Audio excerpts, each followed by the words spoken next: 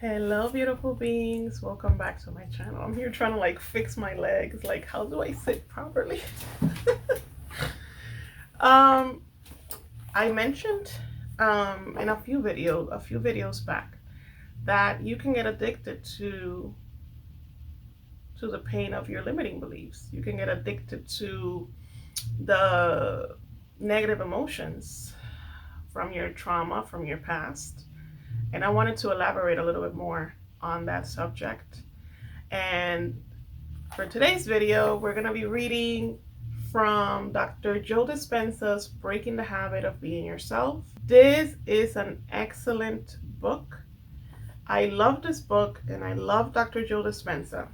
So I actually read this book before I even met Agnes, before I had to manifest a specific person back. I picked up this book because my father had passed away, I think maybe a year before this. And I had I had crashed and burned emotionally. And I had fully come to the realization that maybe the life that I had been living was not set in stone. That maybe I had a chance to change my life. And so I started down the rabbit hole of learning how the brain works, all the things that happen to your body and your brain after trauma. And going through things, I found a story about him, and I was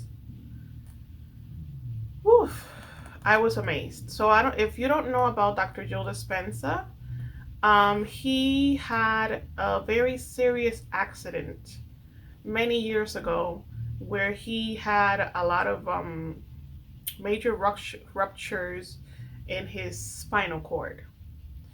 And he was told that he had a very small chance of being able to walk again, and that he needed very serious surgery to kind of just up the probability that he could walk. The surgery wasn't even a fix all.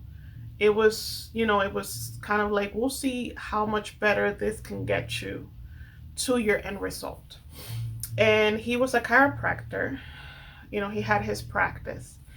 And he knew the body and mind connection. And he said, if the mind can get you sick, then the mind can also heal you. So he set out to every day, through meditation, in his mind, reconstruct his spinal cord step by step. And he talks about how frustrating and scary it was for him to,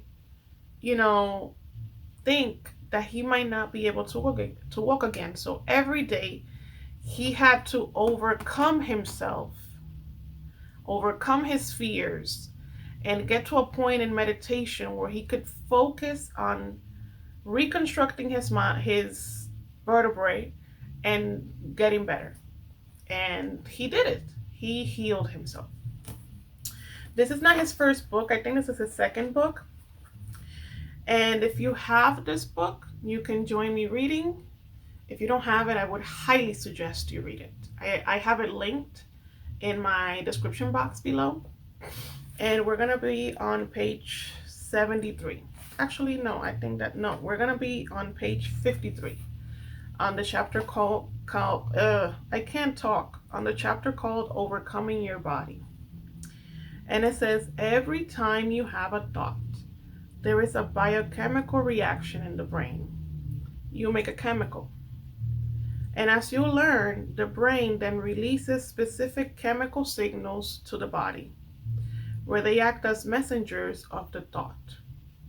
When the body gets these chemical messages from the brain, it complies instantly by initiating a matching set of reactions directly in alignment with what the brain is thinking. then the body immediately sends a confirming message back up to the brain that it's now feeling exactly the way the brain is thinking. Then we're going to jump again to page 73.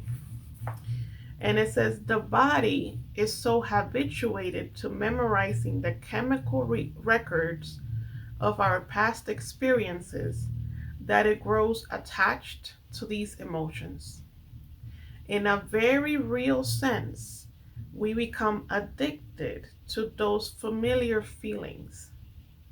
So when we want to look to the future and dream of new vistas and bold landscapes in our not too distant reality, the body, whose currency is feelings, resists the sudden change in direction. What does that mean?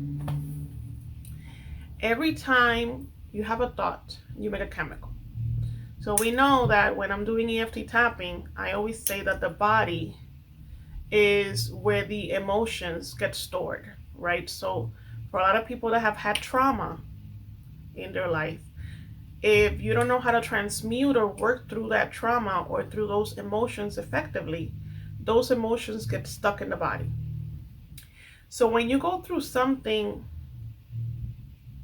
very painful, or you go through something not so good and it just happens repeatedly, those chemical reactions, right, they become, your body becomes used to them. It's something that becomes subconscious, and we already know how the subconscious works. So in a very real sense, you can be addicted to rejection. You can be addicted to your person telling you, I don't want to be with you, because of all of the past records in your life that have created those emotions, and those emotions have remained behind and stuck in your body.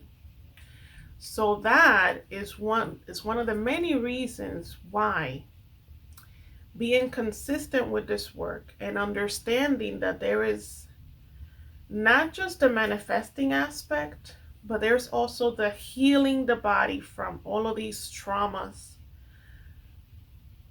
reprogramming the subconscious mind. Why is so important? Because you see how he said here, he said,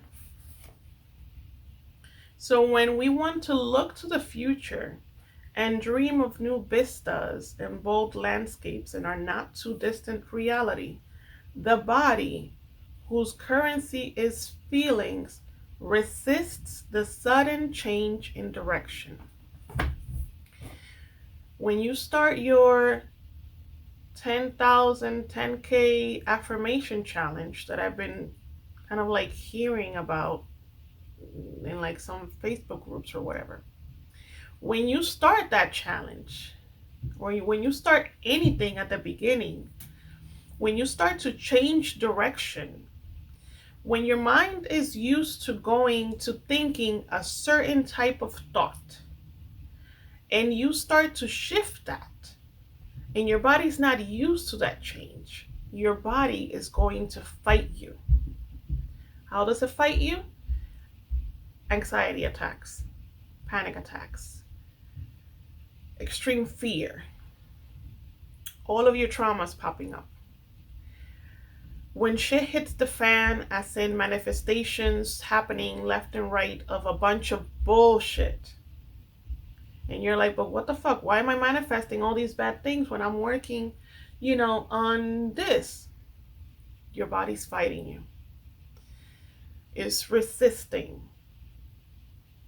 Because that's why you have to persist, and you have to be smart and understand how this works. I think understanding how this works is very important, because you need to normalize your nervous system so that your body doesn't fight you as much. How do you do that? EFT tapping, Ho'oponopono. You start to even out the plane, because while you're working on your manifestation, and you're putting in all of these new positive information into your conscious and then subconscious mind. And at the same time, you're transmuting all of the negative. You're letting out all of the, negative emotion that's been stored in your body. You're leveling the field, because we know that if you go against it with just manifestation techniques without addressing the body consciously, you get your manifestation and then it runs out the window. That's why you can't keep it, because you're conscious. You're only conscious 5% of the time, while your subconscious is working 95. Like, your subconscious is so much stronger. So yeah, do the work, stick with it, persist, get a coach. I can coach you if you need help. My information in the description box below. You got this. You are worthy. You're amazing. You're a winner. You're a superstar. You're a diamond. You're infinite. And I love you. And the universe loves you. And until next time, bye.